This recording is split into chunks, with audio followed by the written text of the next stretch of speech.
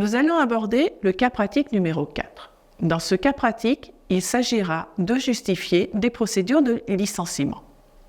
Vous avez deux situations à étudier.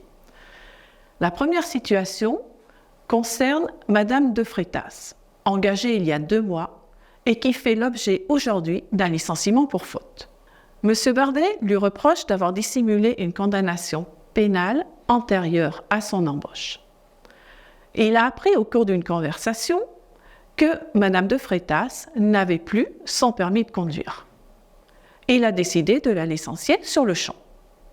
On vous demande d'étudier à partir des documents 1 et 3 si l'employeur est dans son droit ou pas.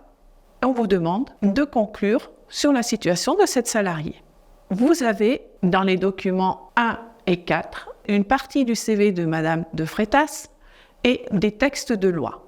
Lisez bien tous ces documents avant de répondre à la question.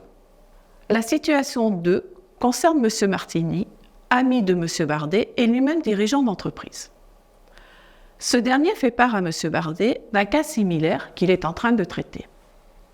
Le cas concerne un salarié, M. Lamy, embauché il y a 3 mois. M. Martini a appris que M. Lamy avait falsifié son CV pour dissimuler une période d'activité dans une entreprise précédente. M. Lamy avait, dans cette entreprise, détourné 1 500 € en annulant des factures et en conservant les paiements. Il avait été condamné par le tribunal correctionnel de Strasbourg à une peine d'amende et une peine d'emprisonnement avec sursis. M. Martini avait donc lancé une procédure de licenciement à son encontre. On vous demande, à partir des documents 1, 2 et 4, d'étudier cette situation et de conclure à la situation de ce salarié. Bon travail à vous.